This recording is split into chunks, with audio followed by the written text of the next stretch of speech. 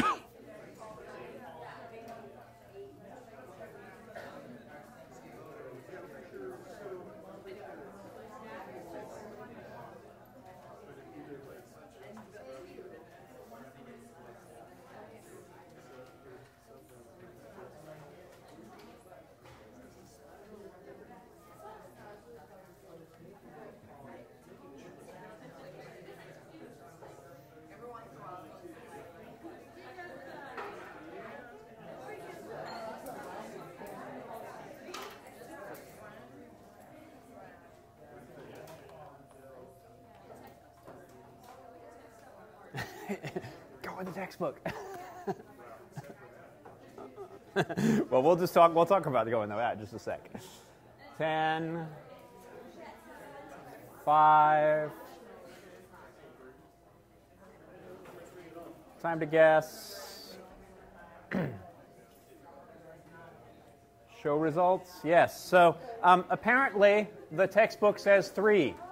And at least in this case, I agree with the textbook. But we'll look at our disagreement with the textbook in just a couple of slides.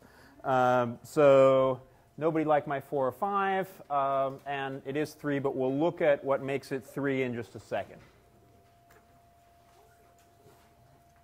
Because we have that. Our second question for today, the TAT protein in HIV-1 regulates assembly, reverse transcription, mRNA transport, transcription, or translation.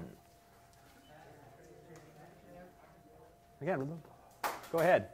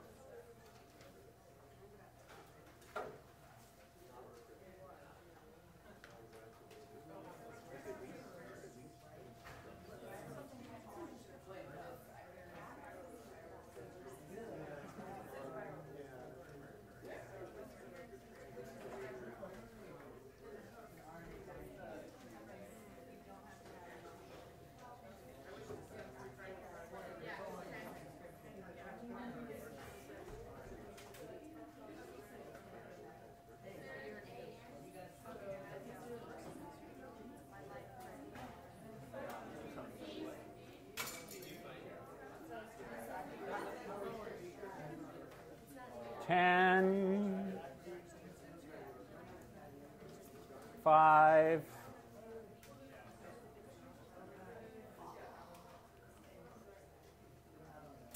okay, what does TAT stand for? Transactivator of transcription. So what's its activating? Transcription.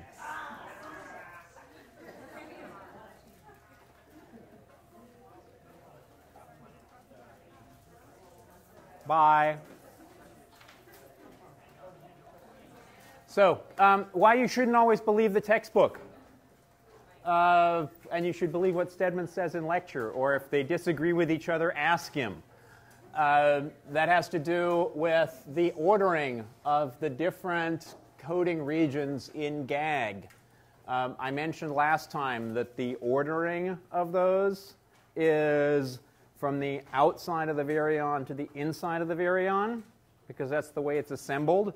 It gets actually put together by the matrix protein associating with the plasma membrane, and then the capsid protein followed by the nucleocapsid protein. So if you go in from the outside, you start out with matrix, and then you go to capsid protein, and then nucleocapsid protein.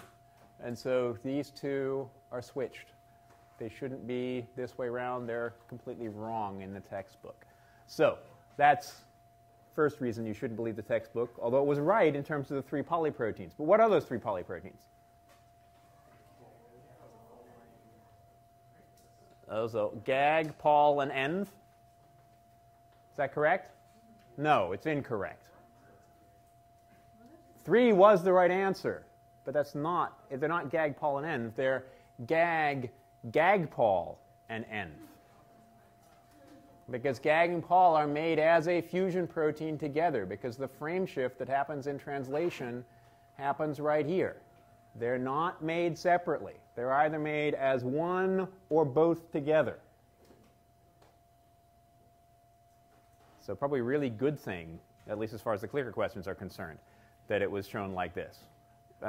And probably it was too late last night when I was putting them together and wasn't thinking about having something other than really easy answers for me to come up with anyway.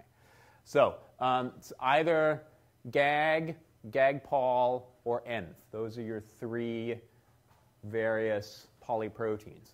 And then as far as assembly, and this is getting back to this process here, we didn't really talk about it very much, but what happens is the GAG-POL polyprotein is directed to the membrane where you have your ENV proteins already there.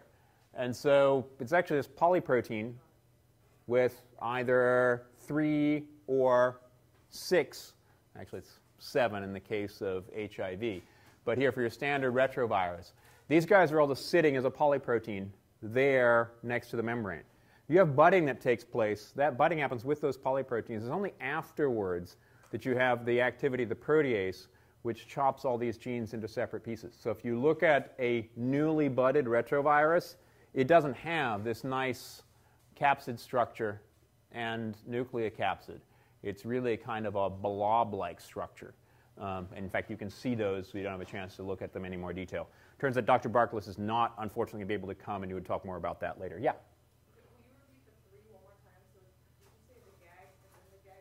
Right, so GAG, GAG-POL, and ENV. So those are your 3. There is no separate POL polyprotein. No, that does not exist. Because there's no promoter. There's nothing here to start this. It's only when you have the frame shift in translation that happens. Yes? No? Happy? Not happy? Yeah. Mm-hmm. Why do you have an extra GAG protein as opposed to just GAG-POL together? Good question. Why? You need a lot more of matrix nucleocapsid and capsid than you do of these enzymes. Exactly. Good. So that being said, we're switching over now. Now we're talking about the double-stranded DNA viruses. As usual, starting out small and not terribly complicated. Again, you might disagree with me how complicated they are. And then moving on to the bigger, nastier, uglier, et cetera viruses towards the end. Pox viruses, and then the Mimi-viruses, the giant viruses, are double-stranded DNA viruses we'll talk about today. Towards the end of the class. Today we'll talk about the polyoma and the papillomaviruses because at a molecular level they're in fact really similar to each other. Turns out the big difference is really in terms of the diseases that they're causing. And the main thing here is for the polyomaviruses, we put quotes around the tumor, and then as soon as we get to the papillomaviruses, we take the quotes off. So these guys can cause tumors under very, very specific conditions, whereas the papillomaviruses are clearly involved in not just tumors in general, but also in terms of human tumors. A couple of important things about these guys. DNA packaging. Again, it's double-stranded DNA, so it's very similar to hosts. It's great when you're similar to a host because you can use a ton of host machinery, including, in this case, even the host nucleosomes. Since this is true, again, for papilloma and polyomaviruses, these are nucleosome-bound templates. And in fact, a lot of what we know about nucleosomes and normal DNA functions have to do with studying exactly these viruses. For the same reason that we've talked about studying a bunch of other viruses before. You get a lot of exactly the same DNA.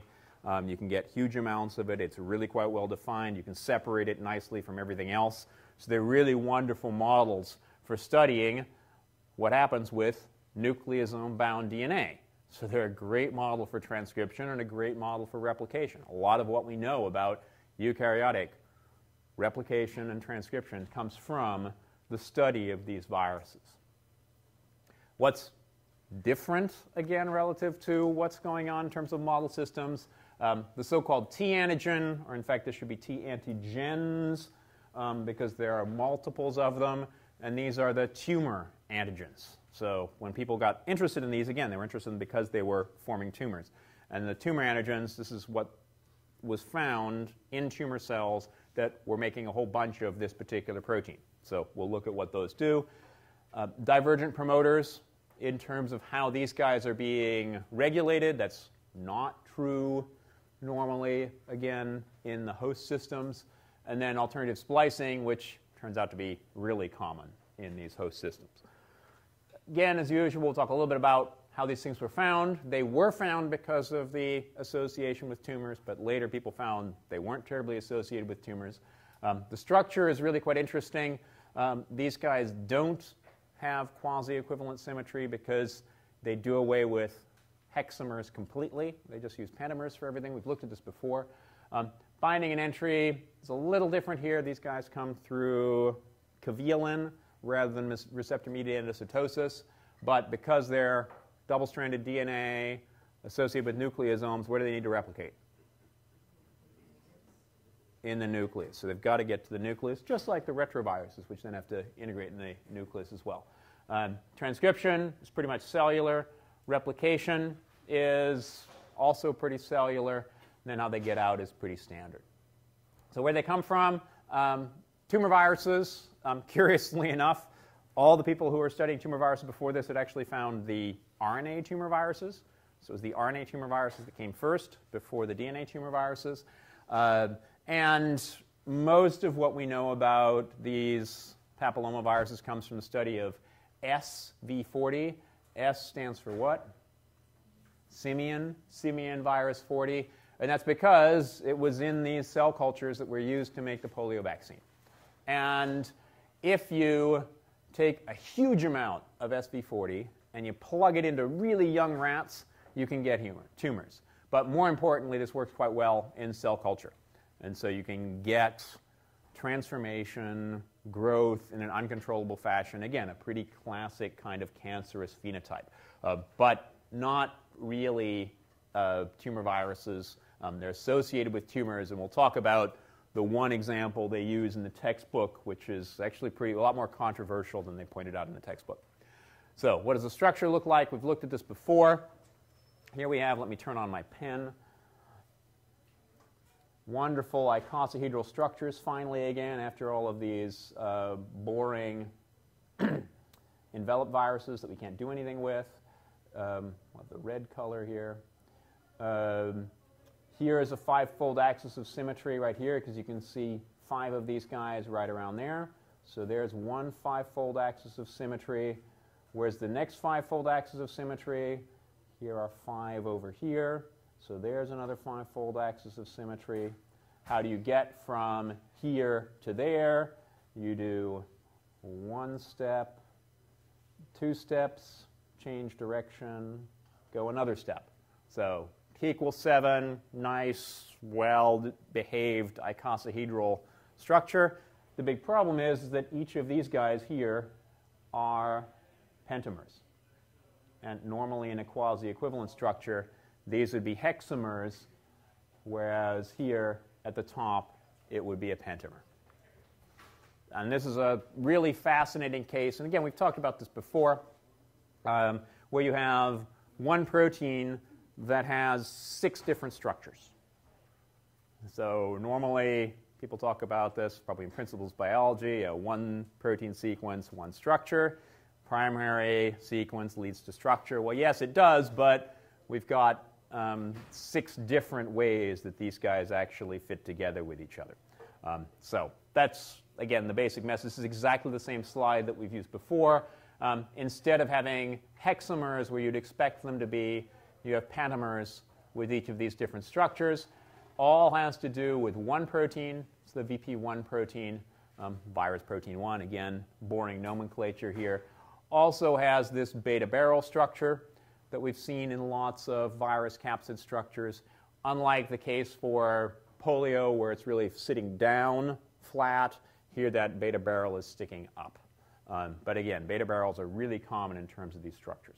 What's on the inside, we mentioned already, these are the histones, which are bound to the double-stranded circular genome present on the inside of these. Papillomaviruses and polyomaviruses are exactly the same way.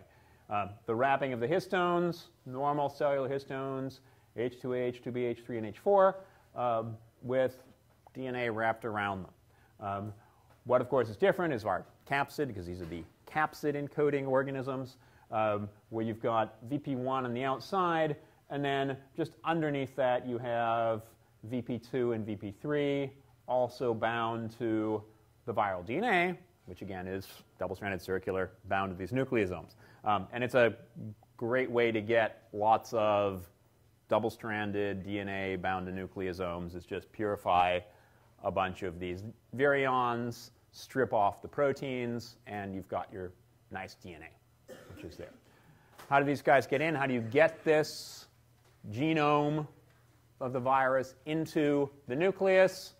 Again, these guys bind to sialic acid. Should sound like a kind of a broken record as far as what things are interacting with.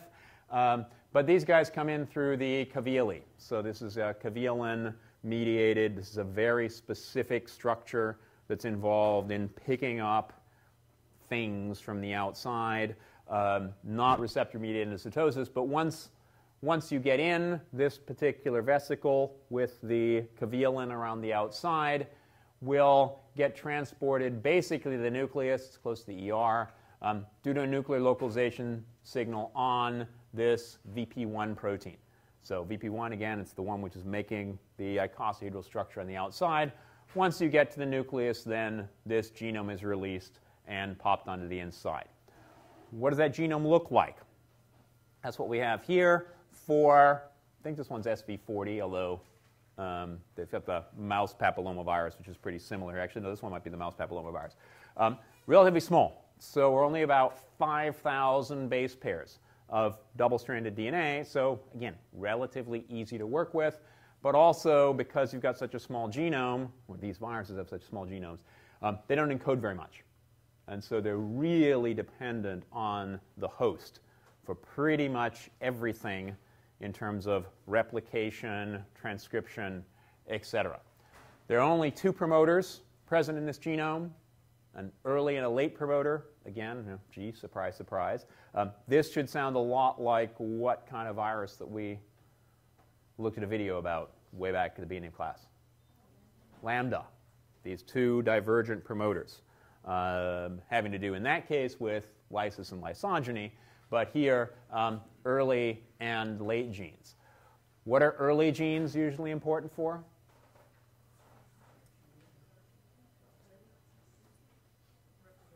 Replication, yeah. So making more of the virus genome. Late genes are, I should have started with those. These are your structural proteins. So just look over here, VP2, VP3, VP1. So those are what's putting together your capsid. Normally, at least in all the other viruses we talked about, we've also had the nucleocapsid proteins, those kinds of things in there, but we're using histones.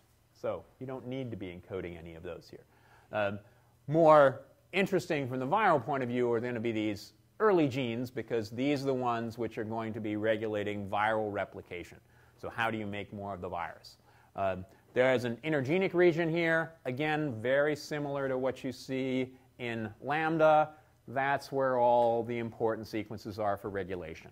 So again, that small piece, which is right there, which is really nice. The only other thing I want to mention here is that the terminators of basically two sets of transcripts, again, because you've got two promoters, you're going to have two sets of terminators. These guys actually overlap with each other. The sites where you're going to get polyadenylation and cleavage, where CSTF and all of those polyapolymerases bind. You also have splicing. Again, that's what all of these dotted lines are for. What's interesting about these viruses, which are actually very different than cellular splicing, is these introns are really short. And we'll see this when we talk about adenovirus on Wednesday as well, that these are really, really short introns, which is surprising. Usually introns are pretty ginormous. If you look at the human genome, all of our coding genes, most of those are introns, so those are pretty big. These guys are really quite small, and exactly how they regulate that is still a bit of an open question. So let's look at that control region. Let's zoom into that.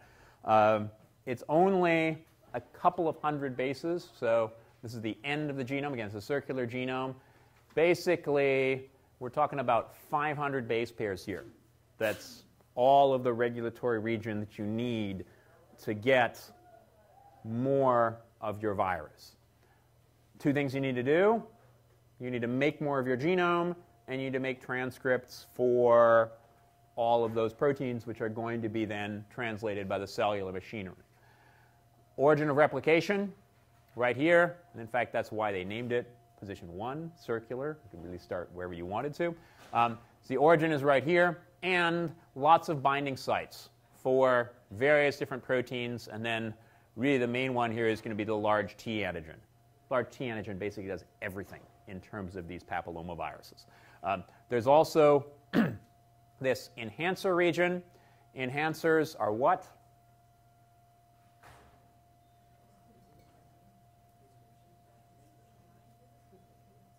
Yeah, so this is where we have, it'd be nice to have some kind of texting thing, so you could all bring them up and we can take a look at them. Yeah, so enhancers are binding sites for transcriptional regulatory proteins. It's a DNA sequence that has a binding site for transcriptional regulatory proteins. One of the really fascinating things about enhancers is that you can move them all over the place. You can put them upstream, you can put them downstream, you can put them thousands of nucleotides away, et cetera, and they still work. This is, in fact, the first ever enhancer that was discovered and characterized. So the SV40 enhancer was the original enhancer where they moved it around and saw what was going on here. This sequence here regulates the early genes here, and so the promoters for the early genes. And again, you can put this over here, you can put it over there, you name it. One of the things you'll notice is that the binding sites for this large T-antigen actually overlap with the start site here, TATA, it's the Tata box, also first described in SV40 in terms of where this was, together with adenovirus. Kind of a toss-up there. Depends on which researcher you were asking. But binding here, what it means is as soon as you have binding here, you're going to be blocking the assembly of the general transcription factors at Tata boxes. So what does that mean? It means you use these sequences over here. And those then are going to be expressed. So you can clearly see how you move from early gene transcription to late gene transcription just by looking at the binding sites of one of these early proteins being made over here, which will then block this process right here. So what are these early genes? They're the T-antigens, also again known as the tumor antigens. These vary a little bit from polyomavirus to polyomavirus, but they're all about differential splicing. They all have the same N-termini in the final proteins up to the 79th position. The 79th position is not critical. They have the same N-termini. And then various splicing that takes place, giving very different C-termini on your various different proteins. In this case, we're mostly going to be talking about the small T-antigen and the large T-antigen. The reason these guys are in parentheses is that you don't see them in all of the papillomaviruses, or polyomaviruses. I'll mix these up. Again, go back, you should edit the tape. In the polyomaviruses, all of them have small T-antigen. All of them have large T-antigen. Some of them have this medium T-antigen, and some of them have the tiny T-antigen. We're not going to talk more about the tiny T-antigen at all, so you can basically ignore it as far as that's concerned. On the other hand, move these guys. The small T-antigen, again, is present in all of these viruses, and it's really important for proliferation. And so this is, again, T-antigen from tumors. If you plug the poor organism with tons of the virus, then you do end up with cancerous growth. And so how's that happening? What's cancer? It's uncontrolled proliferation. So there are a couple of mechanisms whereby that's being regulated. This particular one, the small T-antigen, is an activator of the MAP kinase cascade, which is the kinase of the kinase of the kinase of the kinase of the kinase of the kinase of the kinase, which leads to expression of proteins that are important for the cell cycle. So in this particular case, it's cyclin D1, which is activated by activation protein 1, again, the first one to be discovered, through this whole cascade where you have kinases, which again phosphorylate things. They phosphorylate other ones, which phosphorylate other ones, et cetera, eventually leading to activation of transcription here. What does the small T-antigen do? Well, what it does is it activates this cascade, but it does it in kind of a funky way. It activates it because it blocks the phosphatase.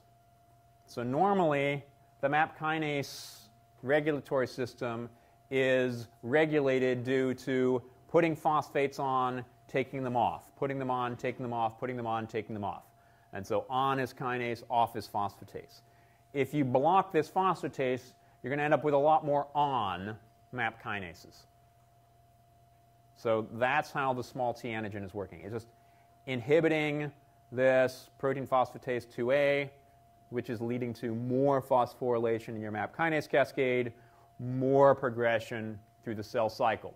Why do you want to have, if you're the virus, progression through the cell cycle? Replication. You're making all of the proteins that the virus needs to replicate its genome. You're making histones. You're making the polymerases. You're making all of these proteins, and for that matter also the nucleic acids that the virus needs to replicate. So it's really critical that these viruses turn on replication in the cells, because most of our cells are not replicating most of the time. So here, this is a way to get them to replicate. The middle T-antigen, which is specific to some of the murine polyomaviruses, is, again, not present in all of them, but it does turn out to be also a regulator of the cell cycle, which is why people are studying it. It interacts with the Sark protein. Anybody remember the Sark protein from Friday's lecture? Those of you who are here. So RNA tumor viruses have picked up the Sark gene. And it was, in fact, the very first oncogene to be found. The Sark protein is a protein tyrosine kinase. So what does it do? It phosphorylates tyrosines. So when you have phosphorylation of this particular tyrosine, the number, again, is not important. It's activated. Then it goes ahead and phosphorylates a whole bunch of other things, including the middle T-antigen, which leads to activation of a whole bunch of stuff. So basically, again, it's the study of a polyomavirus protein leading to understanding of all these other things which are really critical for cell biology and cancer. Anybody taking cancer biology now? Yeah, so a lot of these things you'll be talking about in a lot more detail. So that's the middle T-antigen. Again, it's not present in that many of these viruses, not critical, but it's this wonderful tool for understanding how you get cell cycle progression. The real key to basically everything in polyomaviruses is large T-antigen. I like to think this is the sort of the Swiss Army knife of gene regulatory proteins. Basically does everything and interacts with everything. So this is a cartoon of the large T-antigen down here in the middle in brown, and then all these gray things are the various different domains and what they either do down here at the bottom or what they interact with up here at the top. So there are a couple of things. First one is the interaction with RB, retinoblastoma protein. Again, critical for progression through the cell cycle. So large T-antigen interacts with RB. Also has a nuclear localization signal. This was the very first nuclear localization signal they characterized. Large T-antigen getting it into the nucleus because it's interacting with all these proteins in order to stimulate the cell cycle. There's also a J domain, a DNA J-like domain that's present in this protein. This is also important probably for interaction with these cell cycle stimulation proteins.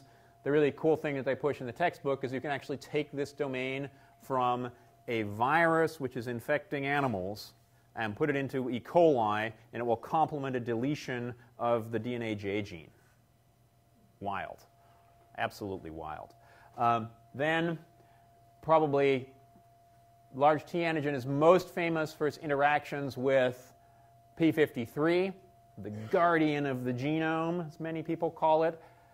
p53 was originally discovered because it interacts with the large T-antigen.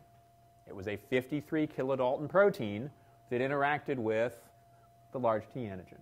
So that's where p53 came from, and that's why it's got this horrible name, p53. And then finally, it interacts with the p300 protein. Again, 300 kilodalton protein that interacts with the large T-antigen. Anybody know or remember or read what p300 does? It's a coactivator of transcription in a histone acetyltransferase. So again, very important for transcriptional regulation. So these are all the proteins that the large T-antigen interacts with, but it's also got all this other activity down here at the bottom. And probably the best known of those activities is this helicase activity, which is important for replication. Replication, again, we're double-stranded DNA, nucleosomes which are bound to it. What's the first thing you have to do with double-stranded DNA in order to start to get replication? Pull the two strands apart. So you have to have helicase activity, and this is the structure of the large T-antigen. Basically what it does is it grabs onto the DNA and pulls it apart through ATP hydrolysis. It's a hexameric structure, forms at the origin, the viral origin of replication, and through the movement of this beta hairpin, basically sort of pushes the DNA through, grabs it and pushes it through. And that way pulls apart your two strands. So pulling apart the two strands is all well and good, but you also have to have interactions with the other proteins. Again, they're all cellular proteins. There's no DNA polymerase that's encoded in any of these viral genomes. So you have to interact with those proteins. DNA polymerase alpha, which is part of what complex? The primosomal complex. So it's the DNA polymerase, which is making the primer. It's extending the RNA, which is put down by the primase. RPA is what? Single-stranded DNA binding protein. Once you pull those two strands apart, you don't want to come back together. And also topoisomerases for dealing with the supercoiling, which happens as soon as you pull the two strands apart. DNA replication in these viruses should look extremely similar to everything I talked about last term in molecular biology, or Dr. Singer should have talked about when you took molecular biology from him, or whatever molecular biology course you took. So large T-antigen, which is your helicase in this case, that's what in cellular replication?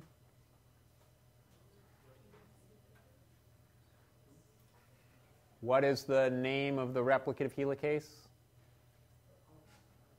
It's the MCM proteins, so mini chromosome maintenance proteins. In many textbooks, they actually have, in fact, an earlier version of the textbook we now look at has for cellular replication, it actually has the large T-antigen shown as being the helicase, which, of course, shouldn't be happening if you don't have a polyomavirus infected cell. But in the original DNA replication studies, they all used the large T-antigen because it worked really well. And it was actually very hard to identify the cellular helicases. So we have our large T-antigen pulling the two strands apart. RPA is your single-stranded binding protein, an RNA primer put down by the primase, and then Pol-alpha, which is extending that primer. Two strands. Here's your topoisomerase. Now you have, after you've pulled these two apart, made your primers, now you have the pCNA, the sliding clamp. Sorry, it's written over here. And then the DNA polymerase, which will extend your way around the genome. And so very cellular-like, with the one exception of the large T-antigen serving as a helicase, and it's finding the origin of replication. It's another difference that they don't emphasize here. How is the origin of replication found in animal, mammalian, eukaryotic? How do you find the origin of replication? How's that found? It's not methylation. Again, okay, it's not just the virologists who have really no sense of humor or creativity in terms of naming things. It's the origin recognition complex, or the orcs, for those of you who are into Lord of the Rings. So here, the large T-antigen is not just the helicase, it's also binding the ORI. So it's serving as the origin recognition complex as well here. And that's why these guys are the ones which are getting replicated as opposed to any of the cellular replication which is there. Yeah? Yes, the large T-antigen is also the origin recognition complex here. So again, it's doing basically everything. Okay, so we've replicated our genome. Now we need to make viral proteins. How do we make viral proteins? It's from our late transcripts. These late transcripts, as you mentioned already, are expressed from the late promoter. These guys don't have a nice TATA box. They don't have overlapping binding sites for the large T-antigen.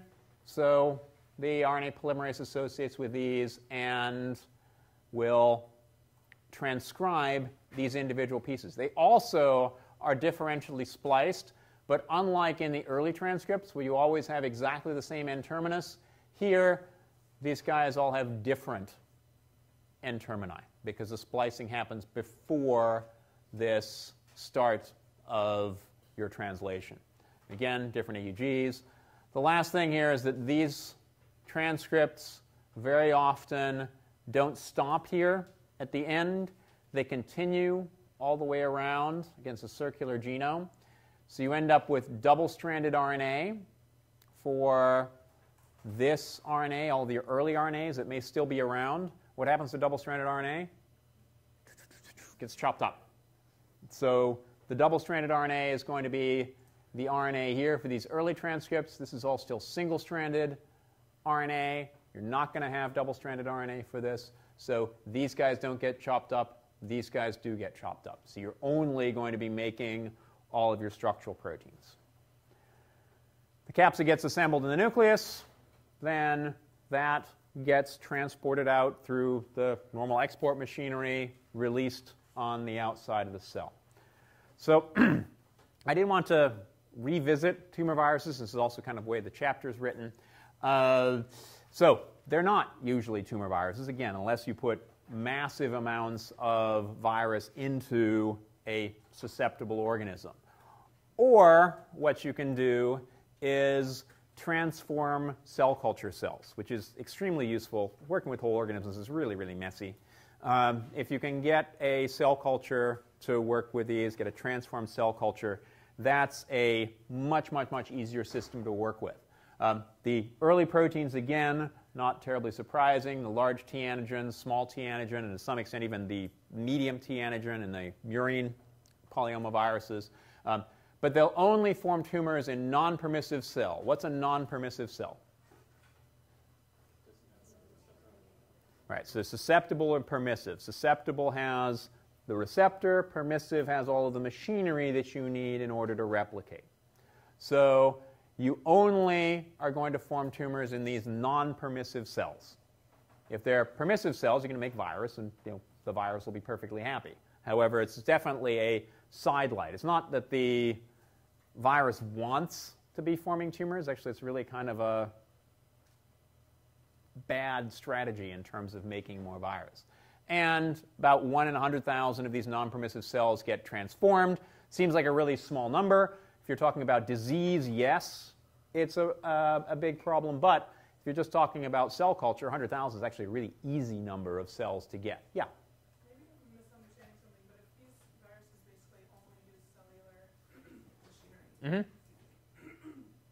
replicate, if they're non-permissive, does that mean that they just have like nothing in them for replication? So how do you get a non-permissive cell if something is so dependent on its actual host? Well, one of the things I probably should have mentioned this earlier. So remember, simian virus 40. And so those only are going to replicate in simians. And that turns out because it has to do with very specific interactions, which is in my parenthetical comment here, between your T-antigens and the basic cellular machinery. So it turns out that the T-antigen for SV40 is really good at interacting with simian polymerases. It's really crappy at interacting with rodent polymerases. So it's not then going to stimulate your replication, but all the cell cycle stuff, and the cell cycle stuff is a lot less specific. P53 is basically identical in pretty much all organisms. RB, pretty much identical in all organisms.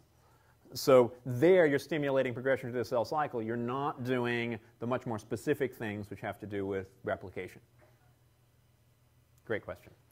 So in the book, they mention Merkel cell polyomavirus. So it actually really does make tumors. Well, maybe not. So this particular polyomavirus is isolated from many of these carcinomas, but a few of them are actually negative.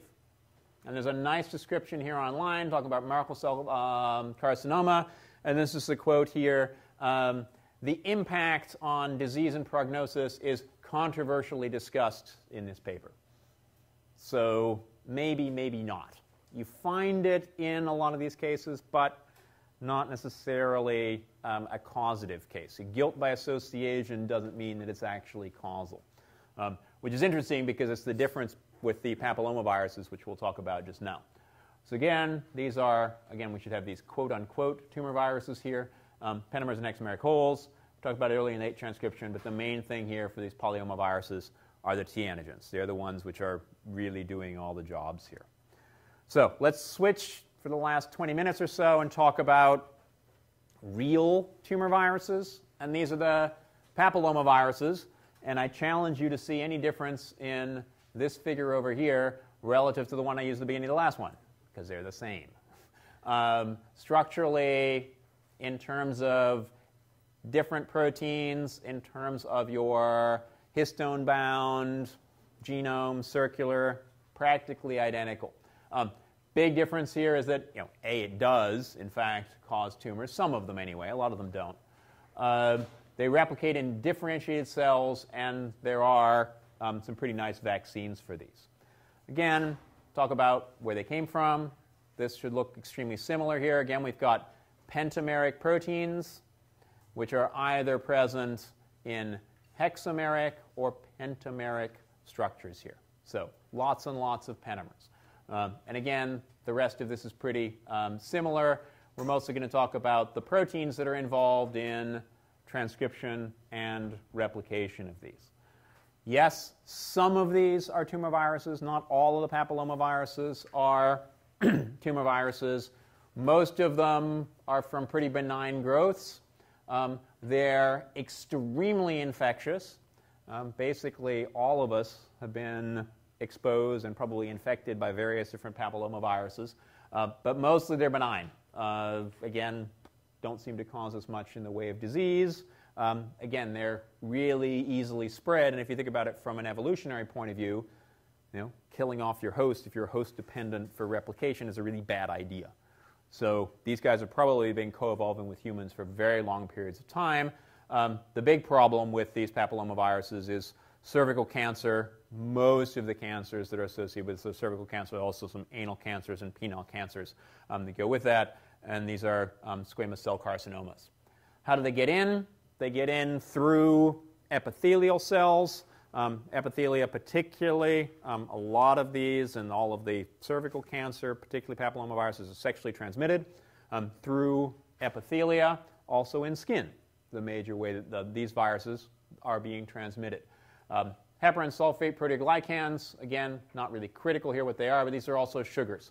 So it's the sugars on the outside of the cells that are being used in order to get infection through integrin, endocytosis, so just like we've talked about in terms of almost all of these other viruses, it's receptor-mediated endocytosis, and then you get expression of the earlier genes. What are these, early genes?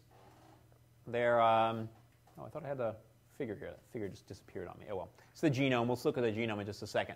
Again, these are circular double-stranded DNA genomes. They have a regulatory sequence, but instead of the promoters facing in opposite directions, like you have with the polyomaviruses, they're both, the early and the late promoters, sitting right next to each other. And hopefully we'll pull up that figure. It is in your notes. Anyone print out the notes? It's there. This computer somehow just like disappears on some of these things. So I should draw it in myself here, a little box. But you've got early genes and then overlapping with the very late genes at the end. There's only, in fact, two, L1 and L2 are the major late proteins, and then E1 through E7, which are the other proteins. Right? Yes? Good for the notes that are there? Sounds right? Particularly E6 and E7 are the ones which are expressed just from the early transcripts. Then the other ones, particularly E1 and E2, which we'll talk more about later, which are also expressed from the late transcript. Where do you get this expression? So very early on, again, not surprisingly, right after you have infection, you need to make more of the genome. These are also, just like we had with the polyomaviruses, very dependent on the host. So you've got to interact with all of the host machinery.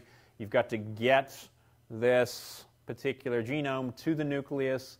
At that nucleus, you've got to have been stimulating the cell cycle because most of these cells are not replicating. Most important here is if you look at how these infections are taking place. They infect basal epithelia, just down here at the bottom. Here's where you get infection. This is where, if you just look at skin, for instance, you have cells replicating here.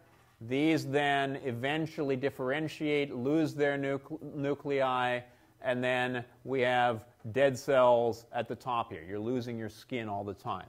On the other hand, if you are a virus which wants to be released on the outside here, you've got to convince these cells up here to still be undergoing replication. So still be undergoing replication, they'll be making all the machinery that the virus needs in order to make the rest of the genome. So here's that genome up here in the corner. Again, I have no idea why it got eaten by my computer here. With E6 and E7, and then L1 and L2 here. E1 and E2 are basically the papillomavirus equivalent of the T-antigens. So they serve all of the appropriate roles here. E1 is a DNA helicase, binds to replication origin, initiates DNA replication. So boom, that's clearly what's taken over that part of the large T-antigens role. E2, on the other hand, is important for transcription. So this is really the transcriptional regulator. In the polyomaviruses, we had large T-antigen did both. Here we've got E1, which is important for replication, and E2, which is really important for transcriptional regulation. So those are, and again, I should have the little circles around here so we can make a circle around E1 and E2, and E6 and E7 here. And most of the time we're going to talk the rest of the lecture on E6 and E7. E7 binds to the RB protein, again, the retinoblastoma protein, really critical in terms of progression through the cell cycle. And that's basically what's shown down here. In the normal cell cycle, you have the RB protein, which is bound to all of these very confusingly named transcriptional regulators called the E2 factors. Again, they're called E2 factors because they were discovered in viral infections interacting with different proteins, although in fact this is the E2 protein from adenovirus, not from papillomavirus. But these are, the E2 proteins are transcriptional regulators that are critical for progression through the cell cycle. When you don't want to progress through the cell cycle, they're bound to RB. RB, when you're normally progressing through the cell cycle, gets phosphorylated by cyclin-dependent kinases. That phosphorylation releases E2F. E2F can go and do its thing. So that's normal cell cycle progression. On the other hand, if you're in a papillomavirus-infected cell, you have E7. E7 binds to RB as if it were being phosphorylated. Once it binds to RB, you've released E2F factors, which will go ahead and progress through the cell cycle. So this is the interaction with RB. We already talked about the SV40 large T-antigen. Interacting with RB does basically exactly the same thing. HPV-7 does the same thing, and as we'll see in adenovirus on Wednesday, does the same thing here. So that's what happens with E7. To lead into what happens with E6, we need to talk about the normal activity of P53, which again was identified because it binds to the large T-antigen of SV40. P53 will activate transcription of these cell cycle blockers, and these cell cycle blockers block the activity of cyclin-dependent kinases. You block the activity of cyclin-dependent kinases, RB doesn't get phosphorylated, it sits over here together with E2Fs, and we stop the cell cycle. So normal activity of P53 is to make sure that RB stays associated with E2F and the cell cycle. Another activity of P53 is leading into apoptosis. So there's basically two big roles that P53 has in the normal cell. What happens if you are infected with a papillomavirus? We've got E7, which is dealing with RB, making sure that the E2Fs are active and being able to function. What E6 does is it leads to degradation of P53. If you don't have P53, P53 can't stop the cell cycle, and it can't lead to apoptosis. Apoptosis is, of course, a really bad thing if you're a virus because everything is getting chewed up inside the cell, including all of the virus DNA, all the virus proteins, etc. So avoiding apoptosis is probably at least as important as stopping this cell cycle, particularly because you already have E7, which is leading to the progression of the cell cycle as well. So this is what happens with E6, break down P53, and you can't go to apoptosis, and you can't lead to cell cycle arrest.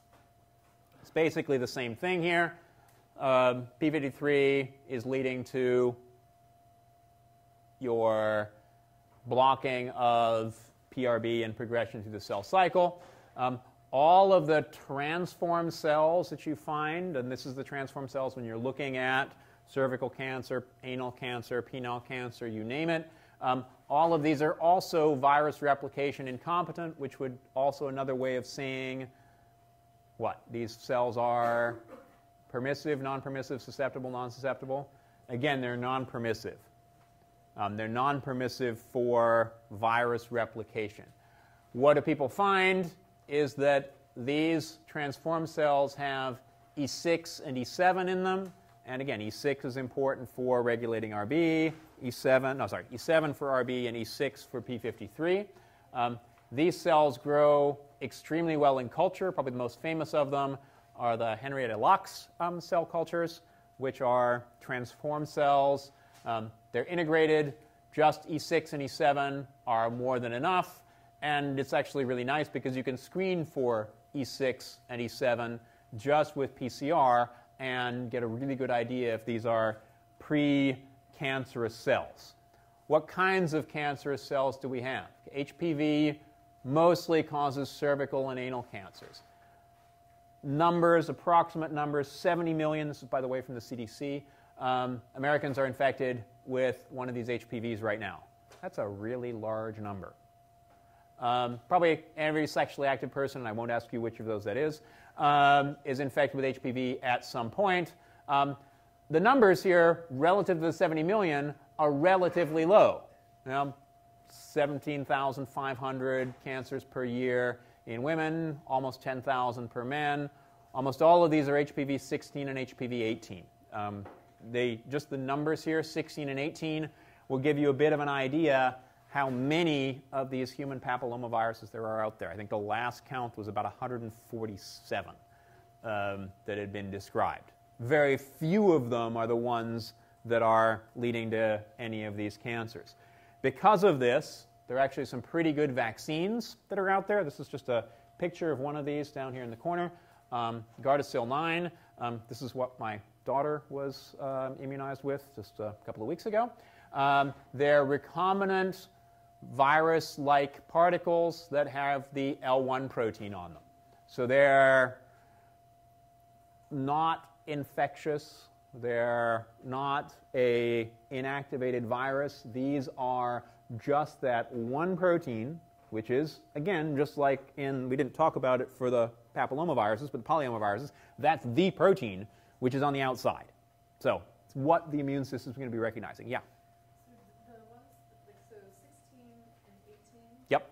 These are the ones that will actually cause These are so... ones that don't cause cancer, then are not causing the actual word infection? Okay, so the question here is basically what are they doing? So of those 147, 16 and 18 cause 70% of the cervical cancers, etc. There are a number which don't seem to cause cancer at all, and it turns out it has to do with the E6 and E7 proteins. And so the E6 and the E7 proteins, in the cases where they're just forming warts, they don't cause transformation. Whereas if they are 16 and 18 and some of these other ones here, which we'll get to in just a second, those can actually cause transformation and cause tumorous growth. So again, they're VLPs with the L1 protein. What's interesting, one of the things I really like about this Gardasil 9, 9 is that, in fact, it's the L1 protein from 9 different viruses, which are important for not just cervical cancer, but also anal and penile cancer. There are a few which are different from the different ones here, which is why not just your little girls, but also your little boys should be immunized with this. Because it's a recombinant VLP, there is absolutely no danger whatsoever of getting any of these papillomavirus infections from it. They can have some side effects of vaccination, which are pretty standard side effects of vaccination anyway. Yeah? I'm just wondering if these ones change at all, because with the flu virus, you have to guess which ones are going to keep coming up. So I'm just wondering if this changes at all. Right. So the question is, do we need to get revaccinated every time? And the answer, let's just say, paraphrasing that, because for flu, it is changing a lot. What's replicating this genome? Cellular DNA polymerases. How often do cellular DNA polymerases make mistakes? It's about 1 in a billion nucleotides that they replicate. These genomes are about 8,000. So very, very few changes. Pardon? So very high fidelity in terms of the replication here. So these actually work really well. And what's interesting is that the original human papillomavirus vaccines were just a few of these, particularly 16 and 18, and then this 9 is the one which has gone to many more of them. So that's what's happening here. Just to finish up, have one more slide, which is not a review slide. This is Harald Hausen, who was the winner of the Nobel Prize in 2008 for physiology or medicine. It was basically his work which showed that HPV was the cause of cervical cancer. At first, people thought these were herpes viruses. And one of the interesting things, again, following up on this vaccination thing, they showed pretty conclusively in the early 80s that HPV was causing these cancers. And nobody was interested in making vaccines at the time. They figured the market wasn't big enough. And now, of course, they are. And finally, have actually seen the light, as it were, as far as it's concerned. So, but it's not at all unusual to go 25 years between the discovery and actually getting the Nobel Prize here. So the rest of this is review. We basically talked about it already. See you on Wednesday. We'll talk about slightly bigger and more complicated DNA viruses, double-stranded DNA viruses.